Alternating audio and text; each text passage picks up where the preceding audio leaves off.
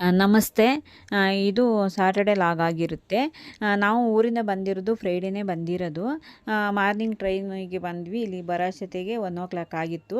ಅವತ್ತು ತುಂಬ ಟಯರ್ಡ್ ಆಗಿತ್ತು ಅಂತ ಹೇಳ್ಬಿಟ್ಟು ನಾವು ಕ್ಲೀನು ಮಾಡಿಲ್ಲ, ಅಡುಗೆನೂ ಮಾಡಿಲ್ಲ, ಏನೂ ಮಾಡಿಲ್ಲ, ಹೊರಗಡೆಗೆ ತಿಂದ್ಕೊಂಡಿರೋದು.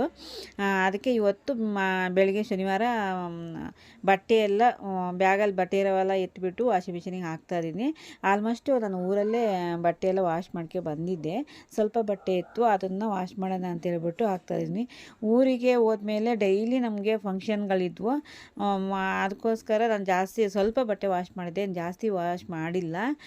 ಮತ್ತೆ ಒಂದು ಮದುವೆ ಇದೆ, ಆ ಮದುವೆಗೂ ಹೋಗ್ಬೇಕು. ಜಾಸ್ತಿ ನಾನು ಮದುವೆ ವೀಡಿಯೋಗಳು ಯಾವುದೂ ಏನು ಶೂಟ್ ಮಾಡಿಲ್ಲ. ಡೈಲಿ ಫಂಕ್ಷನಿಗೆ ಹೋಗ್ತಾ ಇದ್ವಲ್ಲ, ಅದಕ್ಕೆ ಏನು ಶೂಟ್ ಮಾಡೋದು ಅಂತ ಹೇಳ್ಬಿಟ್ಟು ಏನೂ ಶೂಟ್ ಮಾಡಿಲ್ಲ.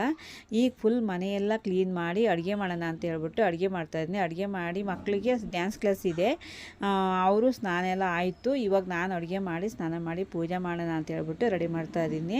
ಆಲ್ಮೋಸ್ಟು ನಮ್ಮ ಮನೆಯವರೇ ಸ್ಯಾಟರ್ಡೆ ಪೂಜೆ ಮಾಡೋದು. ಇವತ್ತು ಅವರು ಸ್ವಲ್ಪ ಬ್ಯುಸಿ ಇದ್ದಾರೆ, ಅದಕ್ಕೋಸ್ಕರ ಅವರೇನು ಪೂಜೆ ಮಾಡಿಲ್ಲ.